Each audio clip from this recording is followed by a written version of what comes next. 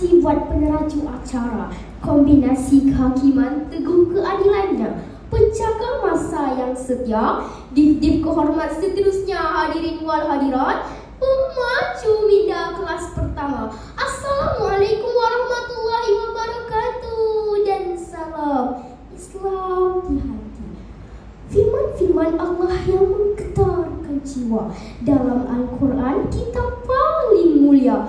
Seawal Nabi Adam alaihissalam diajar agar mengerti dan memahami, Nabi Ibrahim alaihissalam diasuh agar berfikir dan mentafsir. Bahkan kalam Habibullah berbunyi, kullukum ra'in wa kullukum mas'ulun an ra'iyati, menjelaskan kepada kita kepimpinan dan tanggung jawab mengangkat darjat umat. Maka yakinlah bahawa kepimpinan Islam berkualiti masyarakat Rabbani. Menurut Ibnu Khaldun dalam adikaryanya Muqaddimah, kepimpinan didefinisikan sebagai usaha membawa seluruh manusia berada di landasan syarak dalam urusan keduniaan yang menguntungkan akhirat. Tuntasnya, pidato pada hari ini memberi gambaran bahawa kepimpinan Islam berkualiti mampu melahirkan masyarakat yang bertakwa dan berakhlak mulia, berteraskan nilai-nilai ketuhanan. Namun, persoalannya di sini, bagaimana kepimpinan Islam berkualiti mampu melahirkan masyarakat Rabbani? Maka saya bawakan 3 pragmatik utama. Wacana fikrah yang pertama, dasar pendidikan Islami murid Rabbani.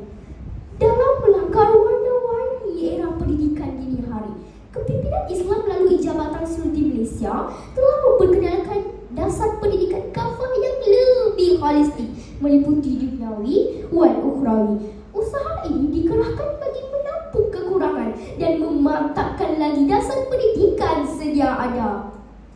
Jika diimbau kembali, Rumah Al-Arqam menjadi saksi. Dasar pendidikan pada zaman Rasulullah SAW juga sangat menyeluruh dan seimbang. Pendidikan Islami bukan sahaja mencorahkan intelek, malah ia juga mampu membentuk jati diri, akhlak dan nilai ketuhanan dalam diri murid. Sabda Nabi riwayat Ibnu Majah berbunyi, talabul ilmi fardhatun ala kulli muslim. Menuntut ilmu adalah satu kewajipan ke atas setiap muslim. Walhasil, dasar pendidikan kafah yang diperkenalkan terbukti berjaya membangunkan murid dan meletakkan dasar pendidikan Islami duduk sama rendah, berdiri sama tinggi dengan dasar pendidikan lain di peringkat global. Tahukah anda, 28 daripada 30 universiti di Melaka yang menduduki ujian penilaian kelas kafah mendapat keputusan semua A, manakala sejumlah 95% murid berjaya dalam hafazan Quran dan Sunnah. Tidak hairanlah usaha ini turut meletakkan Malaysia pada kedudukan 45 daripada 129 negara dalam Indeks Pembangunan Pendidikan untuk Semua. Saya tutup tirai pertama. Buka pula tirai wacana fikrah kedua berbunyi, guru murabi modal insan Rabbani. Kata orang, berburu di padang datar dapat rusa berbelang kaki. Berguru kepala ajar ibarat berkembang tak jadi. Benarlah bahawa guru penyuluh minda, pembina jiwa bangsa. Lantaran itu, kepimpinan Islam melalui Jabatan Sulti Malaysia sekali lagi telah mengambil langkah dalam memperkasakan guru murabi dengan memperkenalkan program amalan kuliah sebagai guru, iaitu 5 amin, merangkumi mudaris, mu'alim, murabi dan mursyid. Penerapan amalan kuliah serta nilai ketuhanan dalam diri guru perlu dimantapkan supaya guru murabi mampu menjadi guru hasanah buat generasi dan masyarakat Rabbani.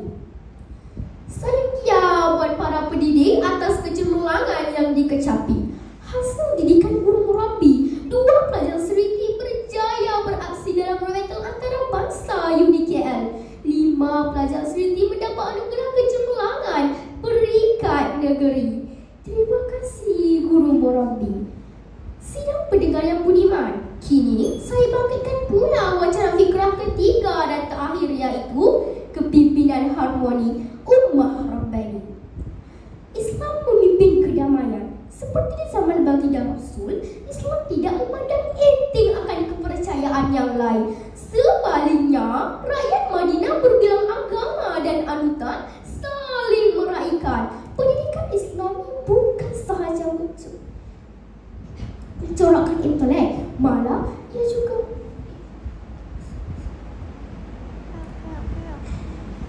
pendidikan Islami berpaksikan Al-Quran dan Sunnah sangat menitik beratkan nilai perpaduan dan keharmonian.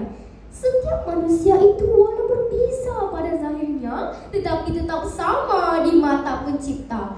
Firman Allah dalam surah Al-Hujurat ayat 13 mafhumnya, setiap manusia sama kedudukannya di sisi Allah, kecuali bagi orang-orang yang bertakwa. Mari kita takul sejenak. Bagaimana 214 suku etnik bangsa di Malaysia sanggup berkongsi air mata dan cinta yang sama? Inilah hasil penghayatan nilai murni, penerimaan dan amalan akhlak mulia yang telah disemai sejak di bangku sekolah lagi. Kempen Budi Bahasa Budaya Kita, program sarana ibu bapa dan guru, bahkan sambutan perayaan pelbagai agama yang diraikan melalui pemberian cuti umum juga merupakan anekdot bagi memakmurkan ummah yang bermatlamatkan Allah yang Maha Mencipta. Hadirin sekalian, tibalah masa untuk saya mengundurkan diri. Sebelum kalam sampai ke noktahnya, saya ingin menyeru kepada semua, tidak mengira siapapun anda. Ayuhlah bersama, hati gajah sama dilapar, hati kuman sama dicicah. Hendaklah patah tokat berjermang, habis malam bersiap dalam memastikan kepimpinan Islam berkualiti, masyarakat Rabbani. Islam memimpin melahirkan generasi kafah Rabbani.